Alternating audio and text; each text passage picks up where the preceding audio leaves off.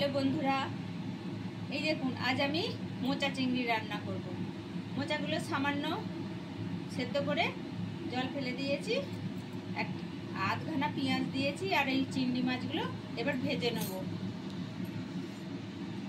এই দেখুন তেলটা গরম হয়ে গেছে, এবার আমি চিংড়ি মাছগুলো দিয়ে দিচ্ছি। চিংড়ি মাছগুলো আমি সুন্দর করে লাল লাল করে ভেজে নেব, তারপর আপনাদের দেখাচ্ছি কিরকম করে রান্না করতে হবে। এই দেখুন বন্ধুরা, চিংড়ি মাছগুলো ভেজে তুলে রেখে দিয়েছি।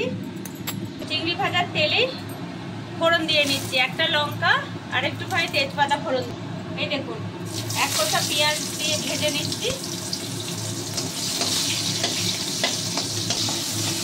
এই দেখুন পেঁয়াজটা সুন্দর করে একটু ভেজে নেব।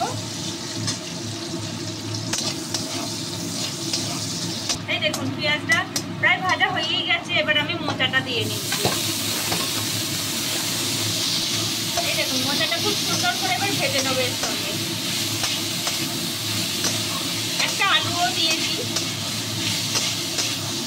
বন্ধুরা, আধখানা টমেটো কুচি দিয়ে নিলাম, এর সঙ্গেই ভাজবো।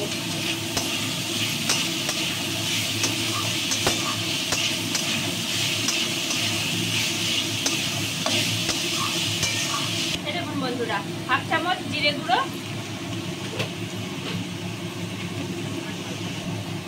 হাফ চামচেরও কম ধনে গুঁড়ো, হাফ চামচ হলুদ গুঁড়ো দিয়ে নিলাম। এই দেখুন এটা হচ্ছে জিরে ভাজা গুঁড়ো, শুকনো খোলায় জিরে ভাজা গুঁড়ো করে নিয়েছি, নিয়ে দিয়ে দিলাম এতে। এই দেখুন এক চামচ আদা বাটা দিয়ে নিলাম।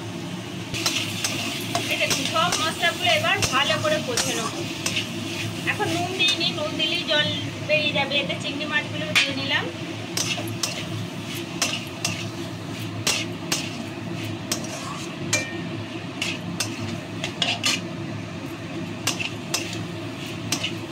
সুন্দর করে মশলাটা কষবো। এই দেখুন এতে এবার পরিমাণ মতো নুন দিয়ে নিচ্ছি, হাফ কষে তারপর নুন দিলাম। নুনটা দিলে জলটা কেটে যাবে, তাহলে কষা হবে না মশলাটা। এতে খুব বেশি জল দিতে হয় না, খুব অল্প পরিমাণে জল দিতে হয়। দেখুন বন্ধুরা মশলা থেকে তেল ছেড়ে দিয়েছে, এবার আমি খুব সামান্য জল দেবো। এই দেখুন খুব সামান্য জল দিলাম।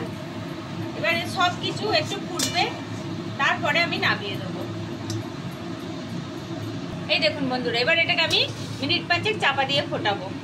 লো ফ্লেমে মিনিট 5 চাপা দিয়ে ফোটাবো। বন্ধুরা আমি ঢাকা খুলে নিয়েছি, এই দেখুন দেখছেন আলুগুলো কি সুন্দর সেদ্ধ হয়ে গেছে। আর 2 মিনিট ফুটবে, তারপরে আমি নামিয়ে দেবো।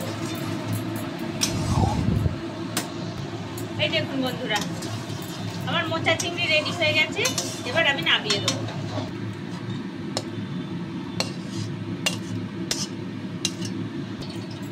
এই দেখুন বন্ধুরা, এইরকম ভাবে মোচা চিংড়ি রান্না করবেন। এটা অনেক দিন পুরোনো দিনের রান্না। যদি আপনাদের দেখতে ভালো লাগে তাহলে একটা লাইক করবেন, শেয়ার করবেন, কমেন্ট করবেন, আর সবাই মিলে সাবস্ক্রাইব করে দেবেন।